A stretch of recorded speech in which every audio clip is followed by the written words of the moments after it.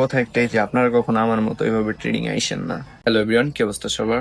তো আজকে আমি দোকান থেকে এসে ফার্স্ট অফ অল আমি ট্রেড করতে বসছিলাম।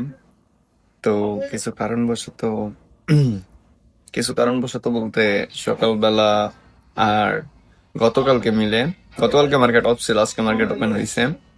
তো গতকালকে $19 ডিপি করছিলাম আর আজকে হলো কত, $12 ডিপি করছি। দুইটা মিলে আর কি লসে হয়ে গেছে। কালকে লস হয়ে গেছে, আজকে গোল্ডে ট্রেড করছিলাম কিছু, তো লস হয়ে গেছে। দেখাই আপনাদের।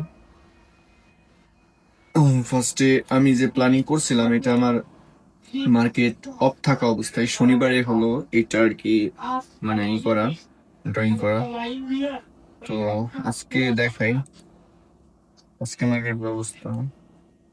লস, জাস্ট এখানে লস আর লস, শুধু লস, কোনো প্রফিট আছে না। $12 ডিপি করছিলাম, আজকে কালকে গতকালকে মিলে খালি লস আর লস। 14 তারিখ, এই যে সরি, এই যে এখান থেকে স্টার্ট হয়েছে। 14 তারিখ এখান থেকে স্টার্ট হয়েছে, এখানে খালি লস আর লস। একটা প্রফিট ঠিক মতো করতে পারি না, বিগ প্রফিট।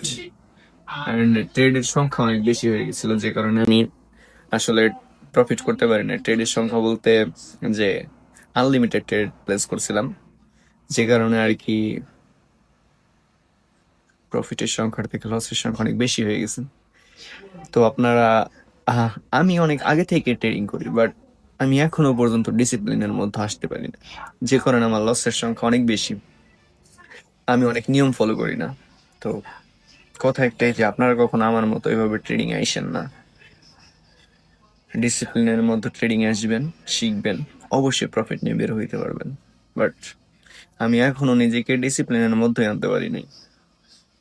তো সাথে থাকেন, আপনাদের সাথে থাকলে অবশ্যই আমি পারবো ডিসিপ্লিনের মধ্যে আসতে।